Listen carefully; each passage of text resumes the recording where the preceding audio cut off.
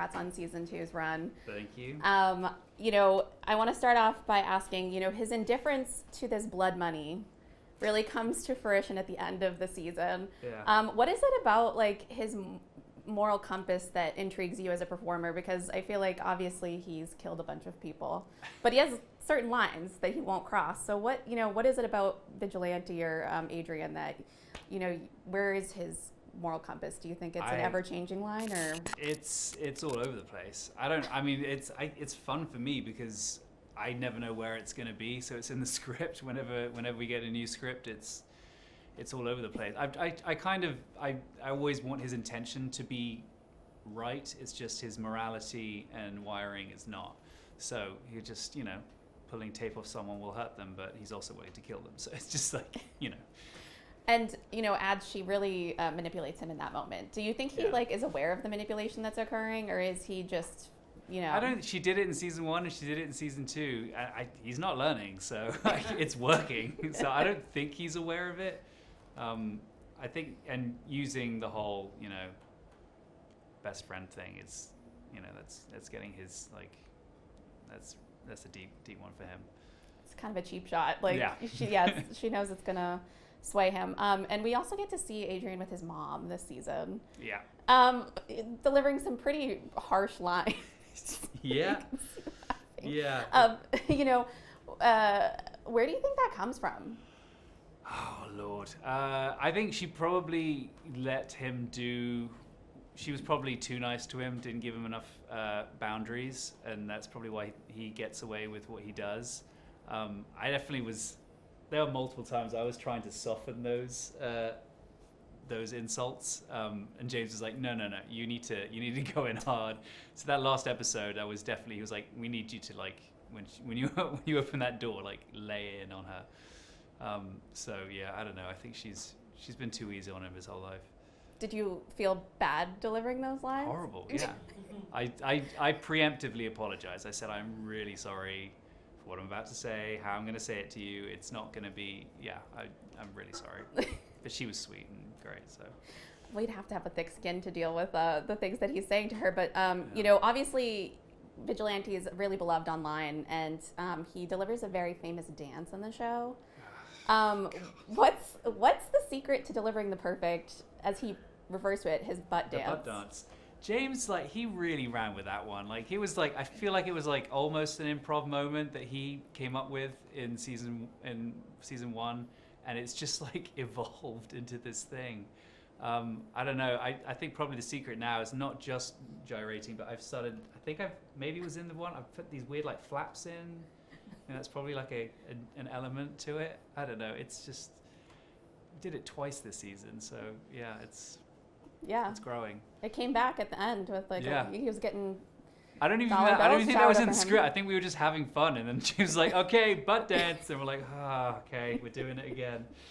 Yeah. And obviously the animal facts is a big part of his arc this season for whatever reason. Was there a specific animal that you learned a little bit about through this season, or one that you gravitate towards now? I think I started to learn. I did a little bit of research on manta rays specifically because I just wanted to make sure I had some improv lines when we were in the car. I think I said something weird saying manta is Latin for pancake or something stupid. I can't remember. I was just trying to find. I think I learned that they when they're born they're burritos or something. I don't know. There was a bunch of weird stuff, but I was trying to find other stuff to improvise with. But yeah. And now that Checkmate is bankrolled by Adrian's blood money that he's accrued, do you think he's found a perfect friend in Flurry? Because I feel like they're kind of a match made in heaven. I only realized that as I was watching the episode last night, that they kind of work really well together, bizarrely, because they're both really weird. But I didn't think that scene was. I thought that scene was going to be silent in a montage. I didn't realize they were going to use it, and I'm surprised they had anything to use because Tim is insanely funny. I'm a huge fan. I've watched all his SNL stuff, so every other line we did, I broke. Every time we would have a back and forth, as soon as he would say his line, I'd laugh. So they somehow managed to cut something together there, but that was all just improv. Yeah. Well, I mean, he's looking for a friend all the time. He's really trying to be, Yeah. obviously Chris's friend, Ad's friend, Economos, yeah. but they need him at arm's length, and it feels like Fleury might be fine with being less than arm's length from him. Well, Fleury's he's an odd guy too, so they are kind of. I realized it when watching the episode last night that they could have some really interesting scenes together. Yeah. Just got to be careful about laughing too much, I guess. I will. It's going to be very difficult. Everything he says is funny. I can't help it. But I'm really bad with that stuff. But and James has said that Checkmate is going to play a bigger role in the DC universe now with that inclusion. It hasn't been renewed for season 3, Peacemaker. But do you know anything about returning to that world at all yet? Nothing. Literally nothing. I don't know anything. So. Still don't really understand what Checkmate is, but we've got you know as much as I do. So as soon as I get a call, and if we have a season 3 or a different show or a movie or a whatever, it's all up for grabs right now. Awesome. And we discovered that Adrian has a huge Beanie Baby collection.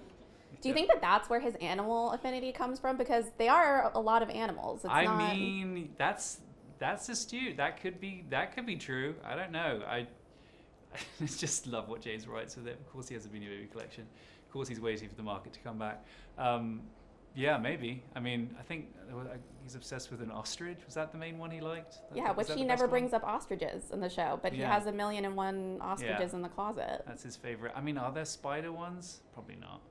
There's a spider Beanie Baby. There has to be. Or a manta ray one, or a crow. I don't know. There's definitely a manta ray. I know. There's a manta ray Beanie Baby? Yes.